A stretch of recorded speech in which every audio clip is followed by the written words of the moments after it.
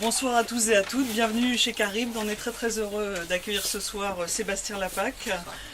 Donc Sébastien Lapac est romancier, essayiste, journaliste, chroniqueur pour des journaux français et aussi pour un grand quotidien brésilien. Sébastien Lapac, c'est un écrivain aux curiosités très multiples. Il a fait de nombreux voyages au Brésil qui lui ont inspiré plusieurs livres, et notamment La Convergence des Alizés, donc un roman qui est paru en 2012 et dont on va parler ce soir, et La théorie de Rio de Janeiro, qui est paru également chez Actes Sud en 2014. Donc vous êtes un écrivain extrêmement prolifique, vous alternez depuis plus de 15 ans maintenant des romans, des essais, un pamphlet, des nouvelles. Vous avez aussi écrit sur la cuisine, sur la vigne et le vin, et puis publié des chroniques que vous avez appelées Contre-journal, Réflexion sur l'état du monde. Donc il y a 2 volumes, celui-là c'est le 2e, qui parle de l'actualité, rencontres et des lectures entre 2010 et 2012. Mais pour démarrer cette soirée, on va commencer par parler de ce petit livre qui est également paru en 2014, qui est La théorie de la carte postale. Et donc je voulais, pour démarrer, en lire un extrait, si ça vous va. Pourtant, vous êtes d'une des rares librairies où il n'y a pas de tourniquet à carte postale, quand même. C'est quand même bizarre que vous ayez aimé mon livre. En général, il y a des tourniquets à carte postale dans toutes les librairies, mais alors... Donc, vous aimez les cartes postales, mais alors, du coup... Surtout les livres. Bon, les cartes postales, enfin on en parlera après, c'est le genre littéraire le plus universel. Voilà. C'est ce que plus ou moins vous allez lire, je pense. Maintenant qu'il avait commencé à écrire et que sa théorie de la carte postale avançait page après page sur un petit cahier d'écolier, acheté en juillet 2010 dans une papeterie de l'avenue du 18 juillet à Montevideo, on a une description du cahier en espagnol que je ne vais pas le dire, il se réveillait de plus en plus souvent au milieu de la nuit. Il n'y avait rien à faire, il fallait se soumettre, quitter son lit, retrouver son cahier, ses crayons, sa gomme et se remettre en route. Une lampe allumée dans la maison, il écoutait un oiseau chanter, tirer les rideaux, regarder l'encre noire de la nuit se teinter peu à peu de bleu. Il n'était pourtant pas un écrivain de la famille des hiboux. Le soleil couché, son seul travail consistait à rêver. Mais la composition de sa théorie de la carte postale exigeait de sa part un recueillement inédit, une façon d'office de la nuit, comme ces matines entonnées par les moines avant l'aube. « Seigneur, ouvrez mes lèvres et ma bouche annoncera votre louange. » Tandis qu'il écrivait ces mots de l'antienne d'ouverture de l'office du matin, il entendait d'autres oiseaux, le cri de l'un bruissait comme un ruisseau de printemps, celui de l'autre roucouler gentiment. Les moines, les psaumes, les oiseaux, par quel détour cherchait-il à s'évader de sa théorie de la carte postale? Par quelle ruse cherchait-il à se perdre dans ses pensées? Il aurait pu aussi bien déchirer tout ce qu'il avait écrit et s'intéresser au cours de la bourse. Manquait-il d'informations? Il repoussait sans cesse sa visite à la bibliothèque municipale où il avait prévu de se mettre en quête d'une histoire générale de la carte postale. Ce n'était pas la paresse qui lui faisait dire qu'il avait le temps. Il chercherait peut-être où et quand étaient nées les cartes postales. Il dirait peut-être les modifications qu'avait connues leur usage, peut-être. Car il savait pertinemment que ce n'était pas l'essentiel de sa théorie, son élan, sa vocation. Cet élan, cette vocation, était de rappeler que les cartes postales restaient un objet vivant parmi tant de gadgets inertes dont on accablait nos vies simplifiées.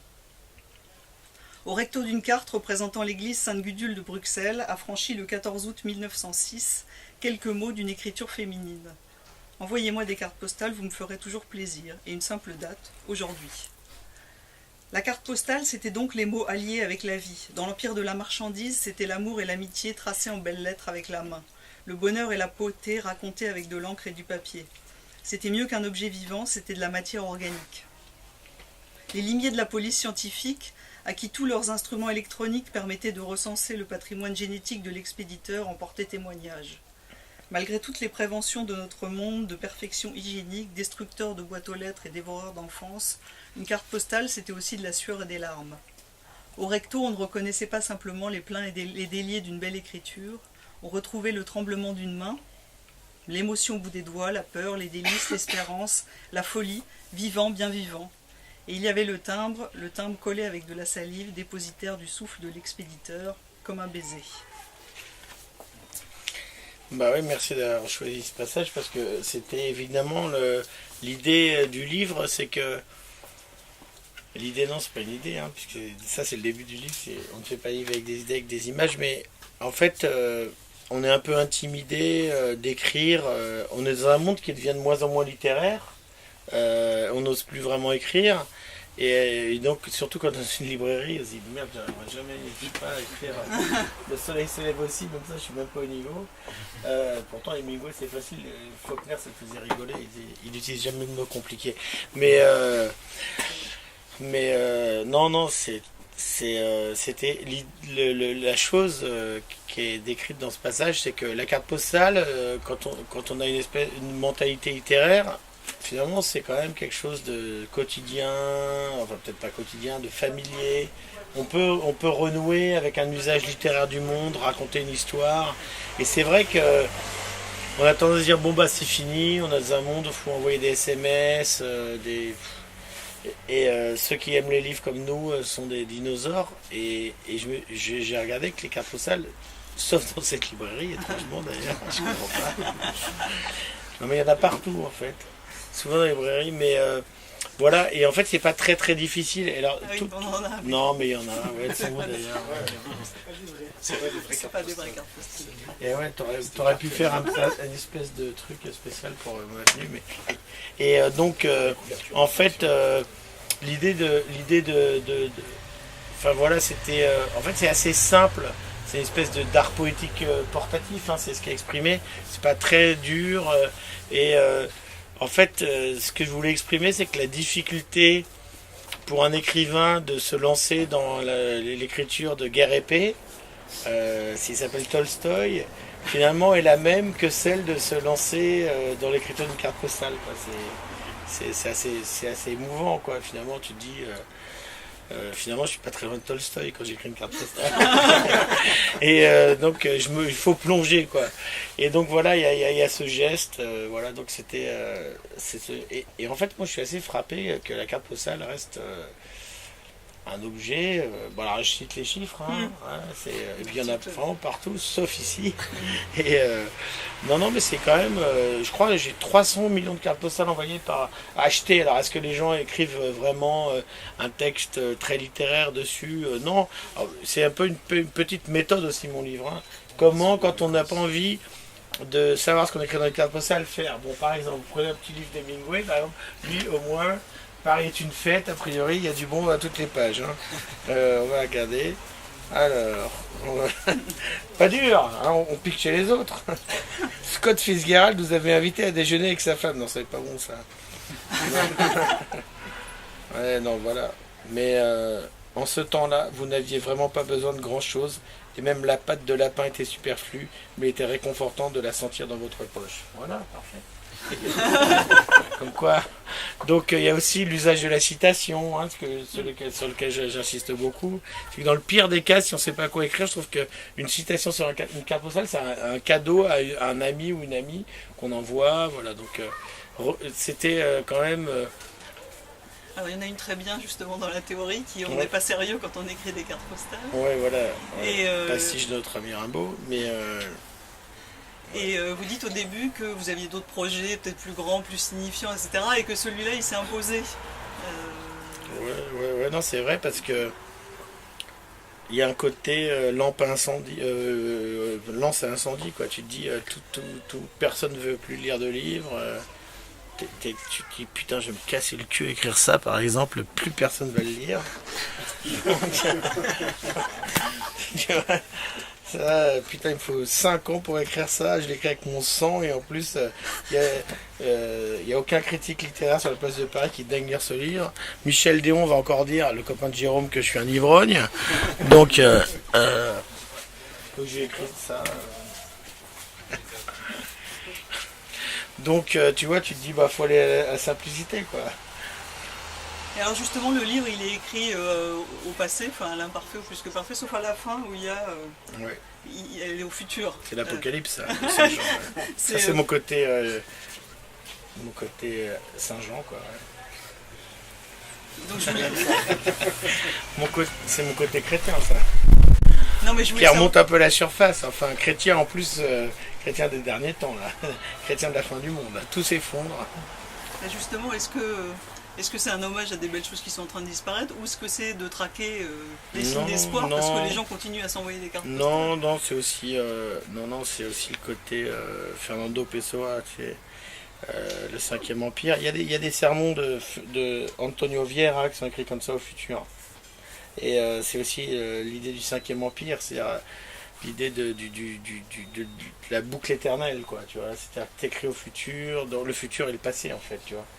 Et c'est la saudade, quoi. C'est-à-dire que le passé, c'est le futur, voilà, ça raconte le passé, en fait, ouais. Le futur raconte le passé, ouais, c'est un peu ça, ouais.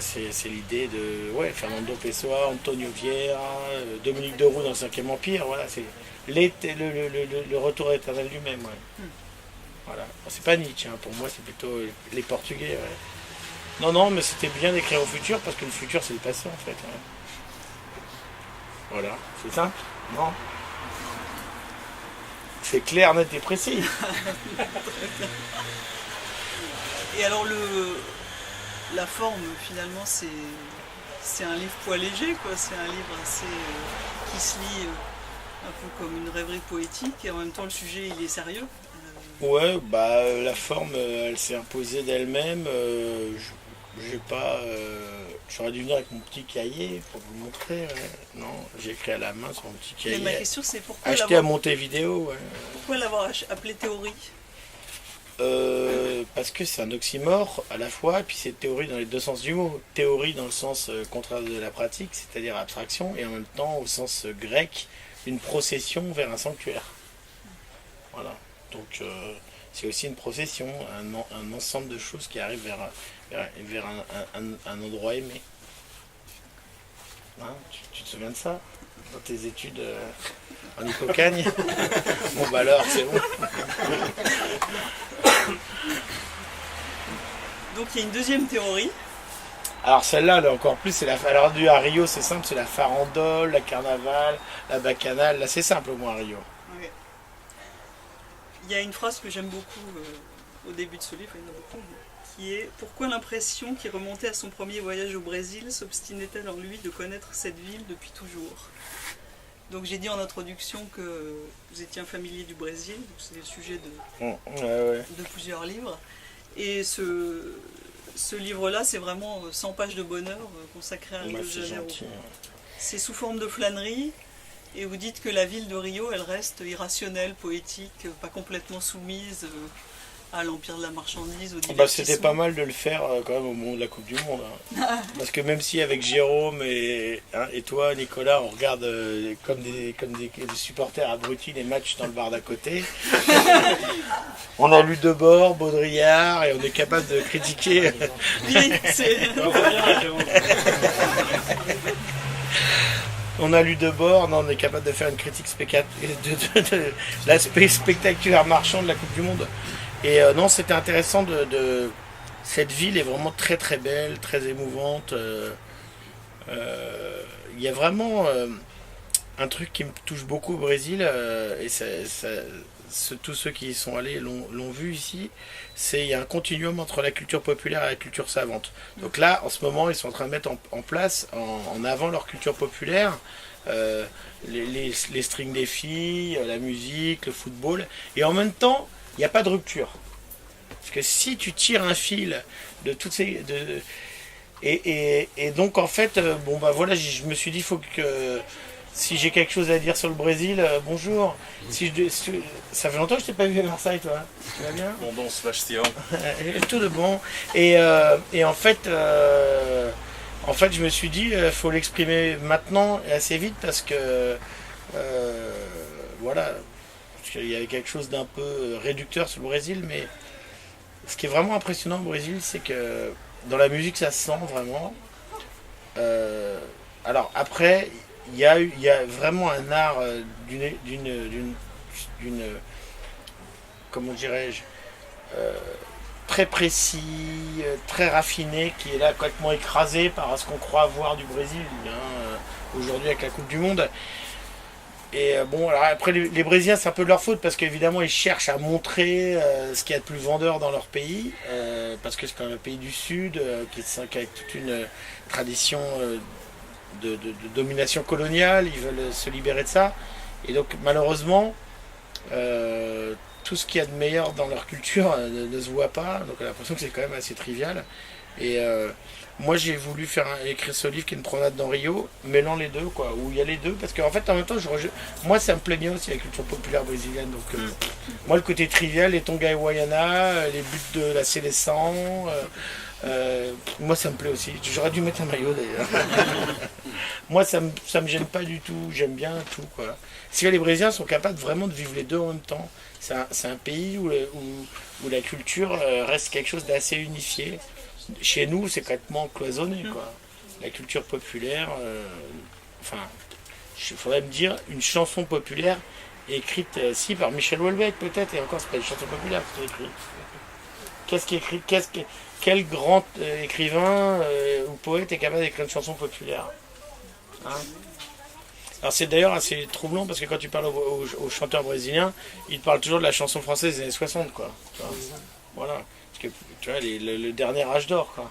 Mais nous, c'est complètement perdu, même en peinture, en art. Bon. Alors, peut-être, il y a certains artistes qui arrivent encore, mais bon, à peine, quoi.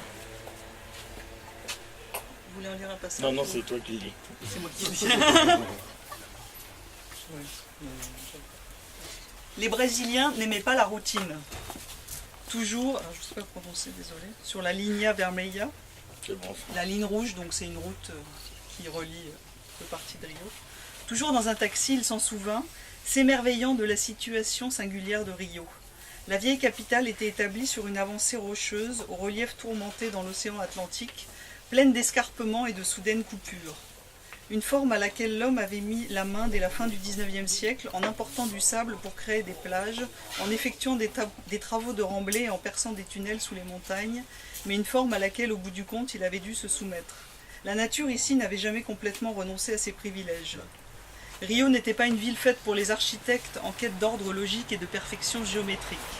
Cette ville n'avait jamais connu la sécurité d'un mur d'enceinte. Son plan directeur, encore lisible dans le centre, autour de la place 15, avait rapidement été oublié. Depuis le milieu du XVIe siècle, le développement de Rio de Janeiro avait obéi à un mouvement mystérieux, comme l'éclosion d'une fleur, la croissance d'un arbre ou la naissance d'un poème. Avant que des urbanistes cubistes eussent employé leurs équerres, leurs règles et leurs compas à tracer le plan de Belo Horizonte, 1897, et surtout celui de Brasilia, 1956-1960, la nova capitale, le dessin irrégulier de Rio de Janeiro et son accroissement urbain non maîtrisé semblaient même un des caractères majeurs de la ville brésilienne, loin de la planification rigoureuse de Lima, Buenos Aires, Montevideo ou Santiago, du moins pour ce qui concernait leur centre-ville.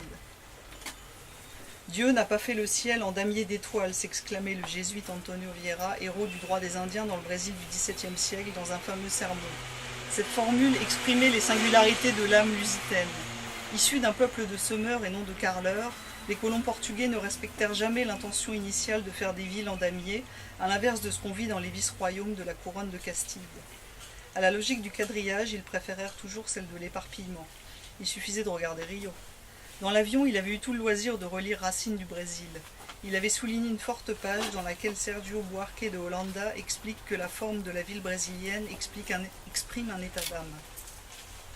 La ville que les Portugais ont bâtie en Amérique n'est pas un produit de l'esprit, elle n'arrive pas à contredire le cadre de la nature et sa silhouette s'enlace à la ligne du paysage. Aucune rigueur, aucune méthode, aucune prévoyance, mais toujours cet abandon significatif que le mot deslexo, négligence, exprime bien, ce mot que l'écrivain Audrey Bell considère comme étant aussi typiquement portugais que le mot saudade et qui, selon lui, suppose moins un manque d'énergie que l'intime conviction que cela n'en vaut pas la peine. Ces choses dites, sa théorie de Rio de Janeiro pouvait continuer. Moi, ça me va. Donc ouais, il y a des slideshows. Moi, ça me va. Ça a bien fini. Ça a bien fini. Ça a bien fini. Je dis personnellement, ça me va. Il y a des slideshows. Ouais, d'accord, mais c'est en cours. D'accord, C'est pas terminé. on peut étudier, pas de problème. Ouais, donc il y a ce mot des slideshows, le mot le mot saudade est évidemment typiquement qui exprime la même portugaise. Saudade. Saudade. exprime la haine portugaise. Non, pas la haine, l'âme. Ah, l'âme portugaise. Non, la haine, les Portugais, c'est pas tellement Très haineux. saudade, C'est plutôt les Espagnols qui sont haineux, en fait. Ah, d'accord. Tu vois, ils pouvaient pas. Parce qu'un Espagnol, il a vendu son pays, il a tué 149 Marocains. Ouais, puis, Les alors, Marocains surtout, ont envahi, il a tué 149 Marocains, son mec. Ouais, ce qu'on va faire en général, c'est qu'on le laisse d'abord parler, puis on pose des questions plutôt à la fin. D'accord, ok. Mais enfin, si on passe dès le départ, c'est aussi bien. Mais Ouais, après ça, Non, mais c'est vrai que les Espagnols étaient d'une violence inouïe, mais les Portugais, c'était un tout petit pays, c'était 3 millions, donc de toute façon, ils pouvaient pas aller faire la guerre au monde entier. Ils étaient en Chine, ils étaient au Japon, ils étaient en Inde, ils étaient au Brésil, donc ils étaient à Macao, Mozambique et au Portugal chez eux, donc ils pouvaient pas faire la guerre au monde entier. Ouais. Vous savez que la France, avant, c'était la Belgique. Hein. Enfin, la Enfin, Hollande, quand la Belgique, enfin, les Wallons sont en Belgique. Vous ne laissez pas comme on a envie de faire. D'accord, merci. Bah, c'était la Belgique, ouais, peut-être au 6e siècle, ouais, parce que la France, c'est 20 millions de personnes quand même, sous Louis XIII, donc bon, enfin. Et mais il est sympa notre ami. Je voulais... Et t'as posé une question que j'aimerais bien que tu répondes. La saudade, ouais. Mais surtout, ce qui est intéressant, c'est la différence entre la saudade vraiment portugaise et la saudade brésilienne. La saudade portugaise, elle est vraiment très noire, elle est exprimée dans le choro.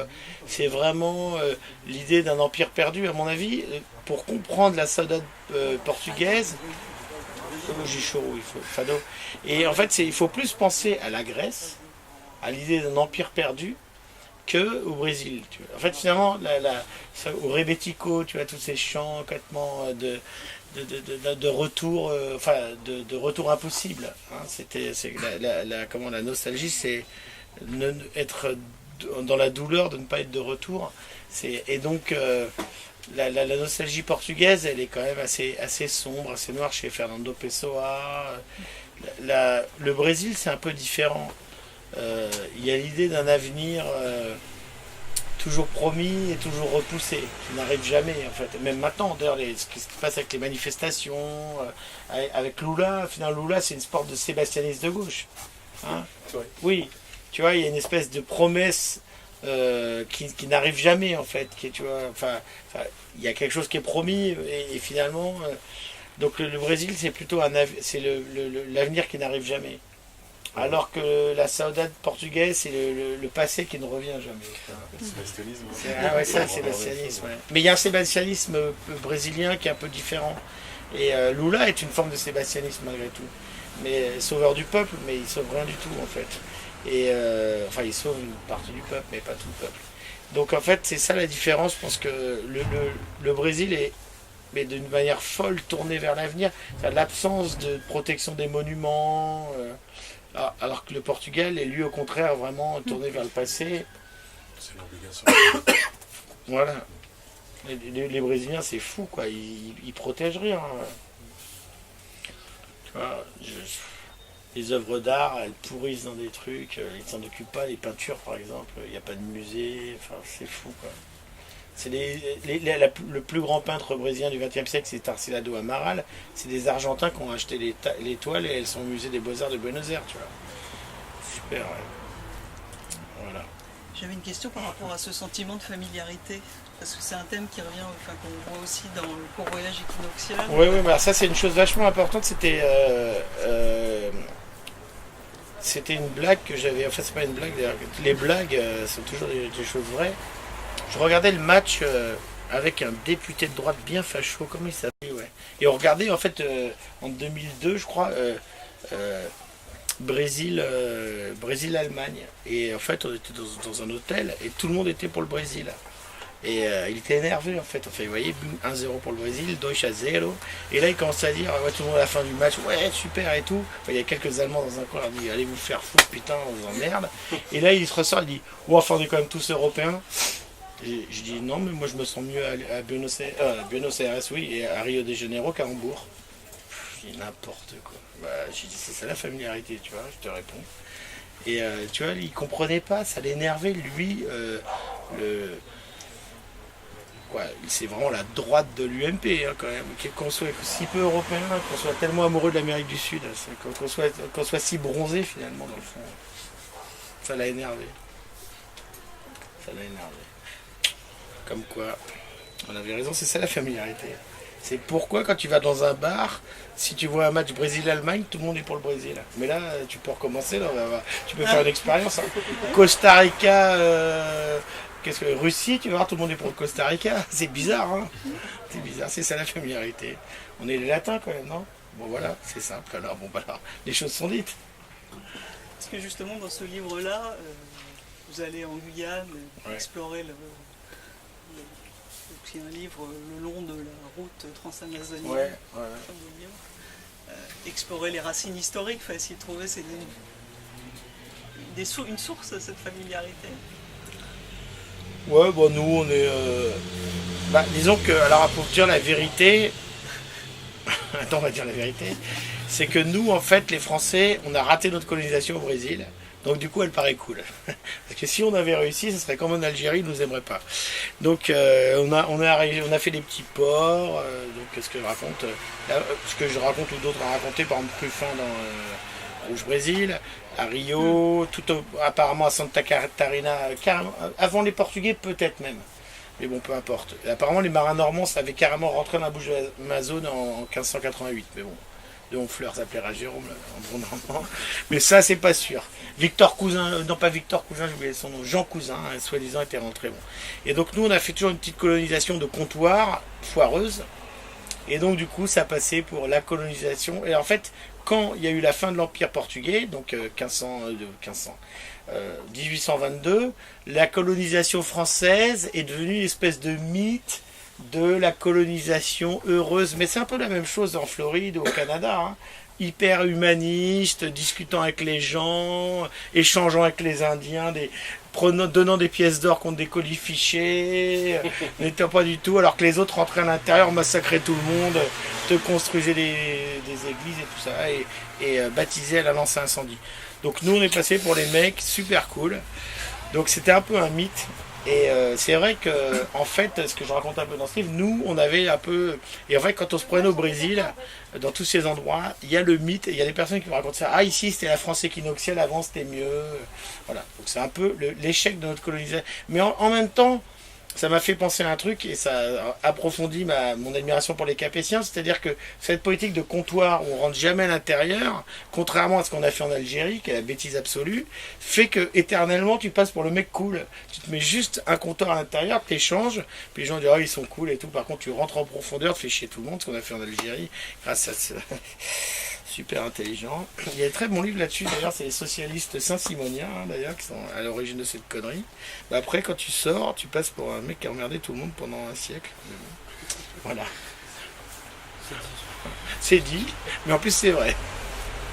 Non mais c'est ça, c'est que en France, même encore maintenant, t'as parfois, quand il y a des rééditions de lettres, de missionnaires, t'as un article entier dans Estado, dans Globo et tout, en disant la colonisation française, elle était bien plus intelligente que celle des Portugais. Ouais, t'as raison, il y avait 30 mecs qui faisaient chier personne, donc ça c'est sûr. Elle était plus intelligente que 3000 mecs qui arrivent avec des bateaux et qui tuent tout le monde, ça c'est sûr. Ouais. Voilà. C'est simple. Alors, en lisant la théorie de Rio de Janeiro et aussi celui-ci, on a l'impression que le Brésil, ça reste un pays à explorer où tout n'est pas complètement c'est uniformisé. Grand. Ouais, bien sûr. Est-ce que c'est toujours vrai ou est-ce que c'est... Oui, parce que en fait c'est quand même un pays il fait donc 15 fois et demi la France en superficie, il y a quand même 200 millions d'habitants, il y a quand même des disparités régionales assez compliquées, géographiques, économiques, on le voit bien que la Coupe du Monde. En plus il y a eu une espèce d'intérêt des études brésiliennes de la France, époque Blaise Cendrars, Bernanos dont je parle aussi, Lévi-Strauss, et puis après c'est un peu tombé. Les Français, peut-être, je sais pas pourquoi d'ailleurs, il y a plusieurs explications possibles, mais on s'est moins intéressé à l'Amérique du Sud en général, au Brésil en particulier. Bon, après il y a le fait que le Brésil est complètement francophone. Maintenant il faut quand même apprendre le portugais pour aller au Brésil. Et donc ça a moins travaillé, ça a moins intéressé les gens. c'est vraiment une erreur pour le. Il y a un très beau texte dans un autre, une anthologie qu'il a fait de Bernanos, mais en fait, les Brésiliens, même aujourd'hui, nous aiment plus que nous, on les aime. Quoi. Ils nous vouent un amour. Enfin, moi, je vais vous donner. Pour finir ou pas, non? Il faut que je dise encore une autre chose après. J'ai vu un truc complètement fou. J'étais à Brasilia le 7 septembre 2009. C'est le jour de la fête d'indépendance de la proclamation de l'indépendance du Brésil. Et donc c'est le 14 juillet chez nous, quoi. Il y avait un défilé militaire et tout, c'était en 2009, donc Sarkozy était encore président de la France. Il y va parce qu'il voulait absolument vendre des Rafales. Et il y avait un congrès des professeurs donc Brasilia, c'est assez simple de circuler en plus, parce que c'est pas comme à Paris. C'est une grande ville avec des grandes artères bien dessinées par notre ami Lucio Costa. Et donc, tu vois, t'as double 4 voies partout. Et en fait, il y avait dans le palais des congrès, le congrès des professeurs de français d'Amérique du Sud. T'avais des Péruviens, des Colombiens, des Argentins, des Chinois, etc. Bon, moi, je n'allais pas voir un défilé militaire, c'est pas mon genre de beauté, donc je vais. Et là, les gens, ils attendaient Sarkozy qui, en fait, en allant à l'aéroport, passant devant, devait s'arrêter. Et puis, tu vois, il n'arrive pas, il croit vendre son Rafale, il se casse, et pour mon patron en plus, et il s'en va, et il s'arrête pas. Mais c'était monstrueux, quoi. Enfin, c'est comme, il y a un tel amour. En plus, il n'y a pas que des Brésiliens, quoi. Il y avait toutes les nations d'Amérique du Sud qui sont encore amoureux ou amoureuses de la langue française. Et donc, je pense que les nations d'Amérique du Sud, y compris, mais c'est ça qui est fou, au Chili, de l'autre côté, sur la façade pacifique, nous vouent un amour. Enfin, c'est pas à nous qui sommes ici, mais à tout ce qui est là. C'est-à-dire, c'est pas forcément écrit, c'est pas français, ça peut être Georges Simenon, ça peut être La Ferrière, ça peut être. Ça peut être Kateb Yassine, enfin voilà. Donc, en tout cas, et nous, enfin, ils nous vouent un amour qu'on leur rend pas, ce qui est dingue, enfin bon, ce qui est. Démission de la France, comme dirait mon maître Georges Bernanos. Voilà, c'est tout. Il y a un passage dans le livre à propos de Bernanos que j'ai trouvé particulièrement intense et émouvant, c'est quand vous allez à Petropolis. Ouais, alors c'est pas Bernanos tellement, c'est Stefan Zweig. Ouais. C'est Stefan Zweig, donc voir la maison de Stefan Zweig. Et vous parlez de la vie, de la rencontre qu'il y a eu entre Bernanos et Stefan Zweig peu de temps avant le suicide. Très très émouvant cette affaire, non, ça c'est vraiment poignant. C'est pas tellement à raconter, c'est à voir, quoi. En fait, moi quand j'étais allé au Brésil, la première fois j'étais allé voir la maison, elle était en ruine. En fait, personne ne savait qui était dépositaire de la mémoire de Stefan Zweig. Les Autrichiens évidemment sont un peu gênés aux entournures, les Brésiliens ça les intéresse pas tellement en disant c'est votre problème d'Européens. Donc il y a une espèce d'association d'amis de Stefan Zweig qui s'est créée, internationale, et qui ont refait cette maison, qu'on a fait une espèce de lieu de mémoire qui est bouleversant. En fait, vous pouvez vous recueillir dans la pièce où Stefan Zweig s'est suicidé avec Lotte Altmann. Et enfin, c'est dans la montagne, enfin, c'est pas dans la grosse montagne, quoi, c'est à 1000 mètres d'altitude, quoi. Ça monte vite au Brésil, sur le plateau du Minas Gerais. Et c'est beau, quoi. Et non, c'est bien qu'il y ait cette présence réelle, comme dirait Georges Steiner, qui soit là, de Stefan Zweig. Voilà. Et bon, c'est vrai que Bernanos, lui, en plus, c'est un peu plus loin. Sa maison, elle est 300 km plus loin, hein, le chemin de la Croix des Âmes. Elle est à l'abandon vraiment maintenant. Elle est propriété de la France. Et elle est en train de tomber en ruine, quoi. En fait, le général de Gaulle est allé au Brésil en 1964, après la dictature, donc aucun président français ne voulait aller au Brésil. Dictature militaire anticommuniste contrôlée par la CIA, donc c'est pas notre genre de beauté. Et en fait, Mitterrand, quand en 85 il a fait son voyage au Brésil, c'était au moment où la sortie de la dictature, il y allait avec Claude Lévi-Strauss, ils sont arrêtés à Barbacena, il a demandé à visiter la maison de Bernanos. Vous imaginez la différence avec François Hollande et Nicolas Sarkozy? Grosse différence. Est-ce que vous croyez que François Hollande est capable de demander qu'on arrête l'avion pour aller visiter la maison de Georges Bernanos? Non, il y a peu de risques. Hein. Au début, vous citez cette phrase de Benjamin, s'égarer dans une ville comme on s'égare dans une forêt demande toute une éducation. Ce voyage-là, vous l'avez préparé particulièrement? Bah non, Vous avez- justement, c'est aussi le côté non Rio du livre, c'est que c'est comment se promener dans une grande ville ultra mondialisée, quadrillée, bon, Rio, Venise, New York, je sais pas, une ville relativement petite évidemment, parce que qu'on peut un peu visiter à pied, quoi. C'est pas Pékin non plus, mais c'est l'idée de comment on peut se perdre dans un endroit où a priori il est impossible de se perdre, hein. C'est ça, tu t'arrives à Venise, tu te dis mais je peux pas me perdre. Et en fait il est possible de se perdre à Venise, il est possible de se perdre à Paris aussi, il est possible de se perdre à Rio. Voilà, c'est un peu aussi l'idée d'un... Et c'est là du coup l'invocation de Walter Benjamin, qui est le promeneur excellent à Paris, qui nous apprend... lui mène dans un Paris qui était quand même pas Disneylandisé, à se promener dans les endroits quand même. Bon, le passage des panoramas est devenu complètement mythique grâce à lui, mais bon, est-ce qu'on aurait eu l'idée d'aller se promener là? Voilà, donc c'est l'idée qu'il y a des endroits sublimissimes et on n'y va pas, et c'est pas non plus l'endroit je dirais secret ou bizarre, c'est l'endroit qui est juste en fait dans la rue d'après, quoi. C'est ça Walter Benjamin, hein. Tu vas pas non plus chercher. Il y a des gens qui ont écrit des super livres, d'ailleurs, il y a des livres même encore maintenant sur Paris, des endroits hyper secrets qu'on va pas voir. Là, c'est plutôt se dire, en fait, à 2 rues, il y a un endroit où il y a tout à coup le merveilleux peut vous toucher. Et je trouvais que Benjamin, c'est la façon dont il se promenait à Paris dans les années 20, et dans n'importe quelle ville, en fait, quand on se promène avec un guide, à tous les sens du mot, hein, et on peut faire comme ça.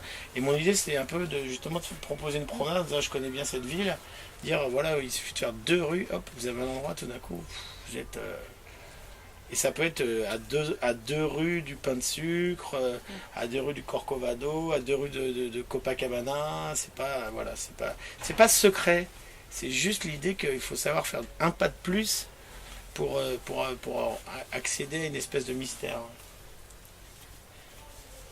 Peut-être parler on vient dire de vous, une convergence des idées. Je peux dire en 2 mots, mais moi je connais pas le Brésil, j'y suis jamais allé, donc j'en avais une approche qui était uniquement livresque, hein. Et en fait, bon, c'était par curiosité, ce livre, bon, il a été présenté dans le cadre de la rentrée littéraire 2012 par Actes Sud au Théâtre de l'Odéon, donc et Sébastien Lapac intervenait. Puis c'est vrai qu'en sortant de ces pièges, je me suis dit, ouais, ce livre, je veux absolument le lire. Sachant que jusque-là, moi je connaissais avant tout, alors j'ai 2 livres que j'adore, hein, qui sont Il faut qu'ils partent. Ah oui, on n'en a pas parlé.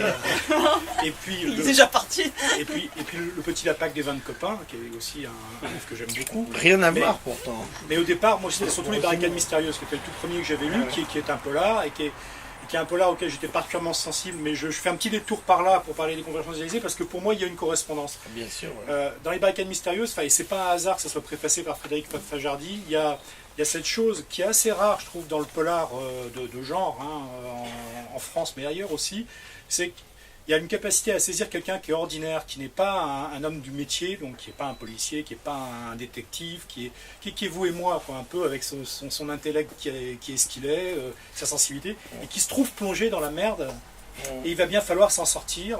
Et là, il y a une espèce d'inventivité qui va puiser dans la culture finalement de la personne, pas seulement sur ses muscles, même si ça peut jouer, hein, mais il y a quand même une espèce de... Et ça, je trouvais que c'était effectivement, pour moi, ça m'émouvait énormément, parce que c'est Frédéric Fajardi, c'est la capacité des gens à devenir beaucoup plus qu'ils ne sont, alors qu'ils sont ordinaires, mais en puisant dans des choses qui ne sont pas la force physique, la brutalité, le pouvoir, mais justement dans de la culture en réalité.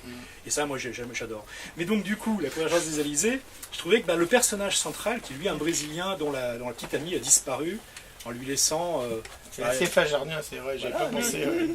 En lui laissant juste un mot qui est en gros du genre je t'aime, ne t'inquiète pas, et qui est assez sibyllin, quoi, hein. Donc, comme toute personne normale, il n'obéit pas, évidemment. Il cherche ce qui est arrivé à sa petite amie, il est inquiet. Et donc, il nous fait faire de fait une sorte de visite guidée d'un certain Brésil.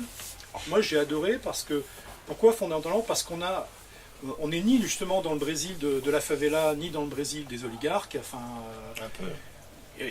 on y touche, mais on n'est pas limité à ça. On est aussi dans le Brésil justement de la subtilité de la culture footballistique, où quand on aime un club, c'est pas juste pas uniquement parce qu'il vient d'acheter une vedette à prix d'or, mais parce que au café du coin où on a ses habitudes, c'est ce club-là qu'on soutient, ouais, et puis c'est sûr. tout, quoi. Ou ton père surtout. Voilà.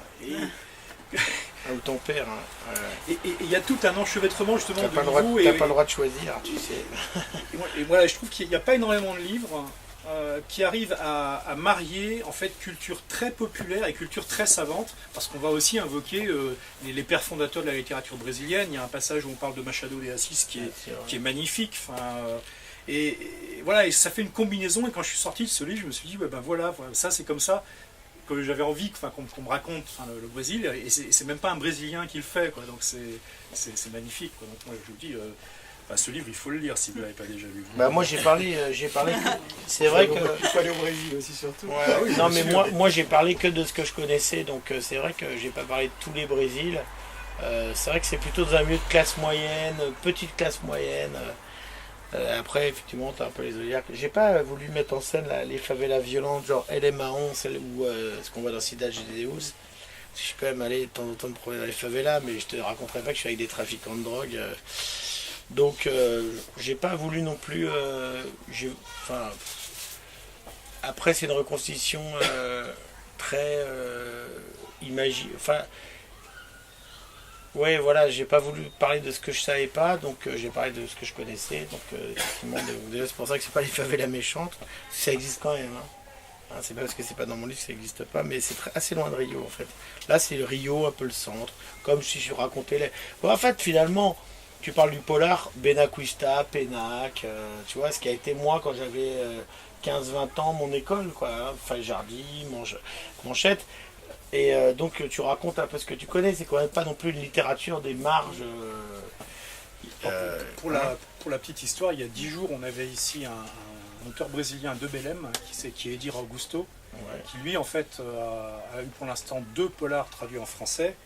Où là, et pourtant c'est des polices procédurales, c'est-à-dire le premier c'est le même type de police scientifique, les enquêteurs qu'en Suède ou aux États-Unis, mais c'est sur Belém, et Belém qui est effectivement, et là c'est pas une question de favela, c'est une question un peu de ligne de front du trafic de drogue, non, je sais bien. et c'est impressionnant, hein, de violence et de c'est pour ça qu'il n'était pas question ni par rapport au cinéma, alors je connais quand même bien ce pays, tu vois, ni par rapport au cinéma, ni par rapport à la littérature, de me documenter, de pasticher. Je vais parler de ce que je connaissais, je connais quand même un Brésil assez large. En effet, il y a cette ultra-violence qui est d'ailleurs tellement bien mise en scène dans le cinéma, dans la littérature, qui peut venir... Parce qu'après, il faudrait savoir dans quelle mesure les éditeurs français n'éditent pas que ça. Parce que, il faudrait savoir qu'est-ce qu'ils n'éditent pas au Brésil. Parce que moi, quand je vais au Brésil, je vois des bons romans qui ne sont jamais publiés en France. Pourquoi? C'est toujours ça qui est pris. Bon, enfin... Et en plus, c'est pas écrit. Voilà. Il y a des gens qui écrivent de manière hyper classique, des bons livres qui. Donc voilà, moi je vais parler de ce que je connaissais.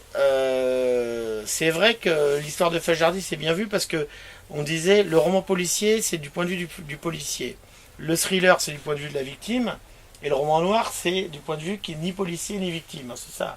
Et qui est quelqu'un qui va essayer de comprendre ce qui se passe. Et que se passe-t-il? Et donc voilà, c'est un peu le personnage. Bon là, voilà, donc c'était vrai qu'il y avait ça. Et c'est vrai que moi j'aime bien qu'il y ait une bonne histoire, donc une espèce de quête. Je pense que tout livre est une quête finalement, donc c'est vrai qu'il y a une trame policière. Et puis c'est aussi quand même si je parle de la... je fais pas Cidade de Deus, le film ultra violent. Il y a quand même, tu peux pas non plus faire trop le Brésil mélancolique parce que c'est quand même un pays, tu te balades dans la rue, tu entends des coups de feu au loin quand même. Hein. Donc faut pas non plus. Et donc, fallait être pas trop ketchup sur la violence, mais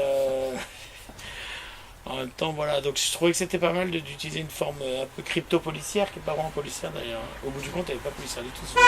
Non, oui, c'est passé à la. Ce qui est bien, c'est que c'est à la fois un roman d'amour, un roman policier, un portrait magnifique. Voilà, donc l'idée, ouais, c'était de faire un portrait du Brésil avec...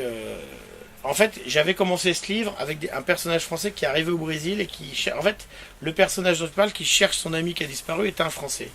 Et j'avais commencé, c'est un livre, j'ai mis 9 ans à l'écrire. Et en fait, ça n'allait pas. J'ai jeté tout sur le français et je me suis dit, maintenant, on va rentrer de plein pied.